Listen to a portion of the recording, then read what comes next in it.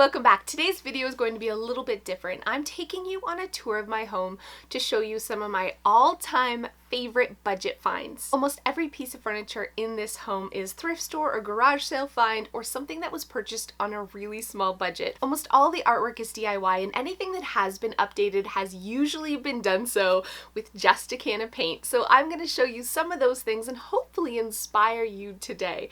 You don't need to have a Pinterest-worthy, Instagram envious home to still love your home, and you definitely don't have to spend big bucks to do it.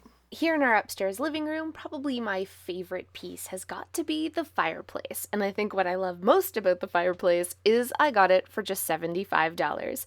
This was a floor model piece that was in rough shape, and I haggled them down to $75. And I also love the piece on top, which I made with just some scrap wood and some paint. If your living room is lacking a focal point, an electric fireplace, especially a secondhand used one, is a great way to give it a focal point on a small budget.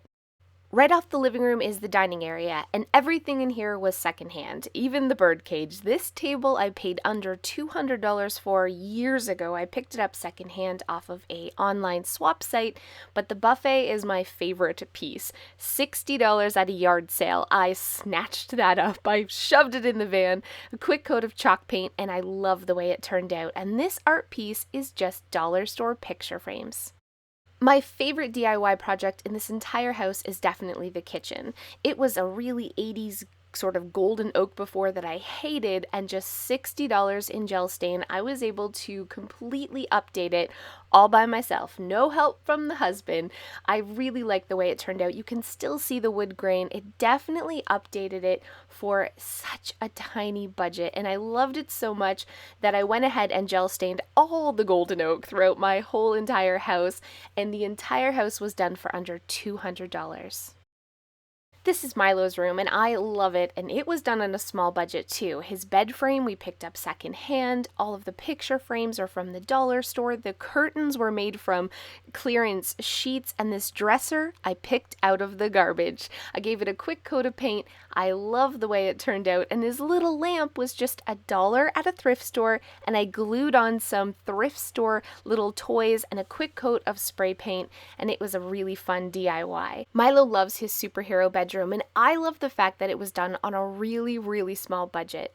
In Abby's mermaid room, my favorite part is the chandelier.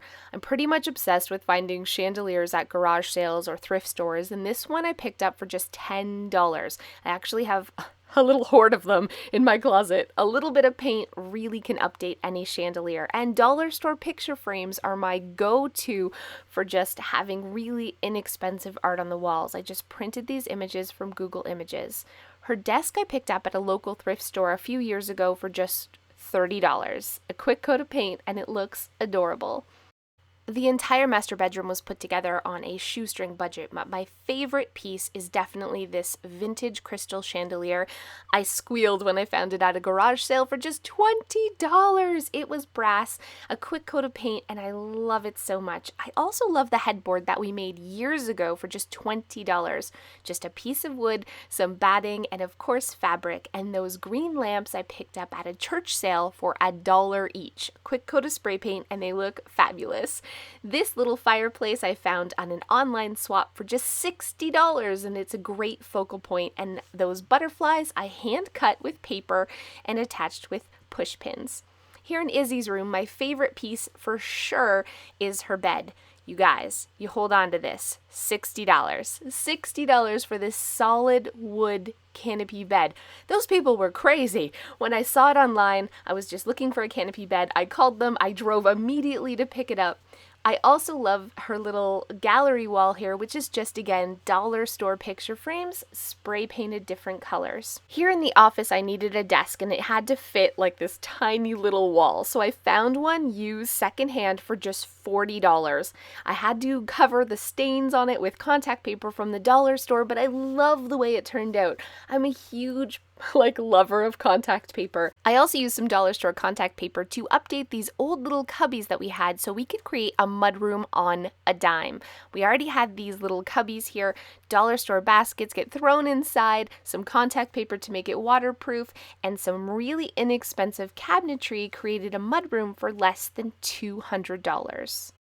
This was an old, dated 1980s bathroom that I updated with some paint. I actually painted the tile.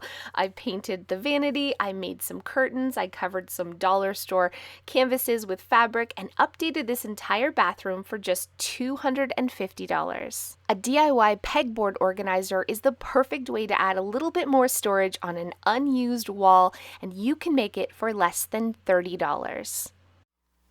So thank you guys so much for watching. I hope you're feeling inspired maybe to do a little DIY decorating today. We'll see you next time. Hey guys, thanks so much for those of you who have stayed to the end. I'm just gonna drop a truth bomb on you here. My husband's really cheap. He is. And I know some of you guys have said in the past, I've had a lot of comments, you know, why don't you just buy what you want? Or why do you listen to him? Why is he so controlling? And why are you so broke, Cass? Why don't you get a job? So I'm just gonna clear the air. We're doing fine, and it's because my husband's so frugal and budget savvy that we've been completely debt-free since our early 30s, and we've paid our house off, and we, you know, the house, the cars, and we have no debt, and we're well on our way to retirement. And it's all those little times where we chose not to spend, not to give in to materialistic or, you know, keeping up with the Joneses, that has enabled us to have financial freedom. There's also another side that comes along with it though too, and I think this is even better. Not for Joe. Joe doesn't care about this one, but I care about this one. And that is, yes, I'm so into farmhouse right now, and I would love to completely redo our house and go full fixer-upper. I'd probably spend every dime we owned if it wasn't for Joe to go full fixer-upper, and then I'd change my mind 5 years from now, whatever is the new trend. While I would love that brand new kitchen with quartz countertops and white cabinets right to the ceiling and a farmhouse sink, I also feel a real sense of pride knowing that I've fixed up our little dated kitchen for $60 in stain. And every time I see a piece of furniture that I found in the garbage or picked up at a thrift store and painted myself, it gives you a sense of real accomplishment and pride. And every time I look around my home and I see the chandelier that I found for $20 or, you know, the curtains that I made by myself, yeah, it fills you up inside. It really does make you feel good about yourself and your accomplishments. And I think that that's something that buying brand new just can't do. So there's two benefits to being a budget decorator, to being a real DIY decorator. Not only is it financial freedom, which is the end goal, but it's also that it makes you feel really great about yourself. So the next time you want to buy a brand new dresser or completely renovate your bathroom, I want you to stop and think about a little DIY that you can do, a little creativity of how you can really update and still love that space, but do it on a small budget and save the money and use the money for something that would make you even happier. So thank you guys so much, and I will see you next time.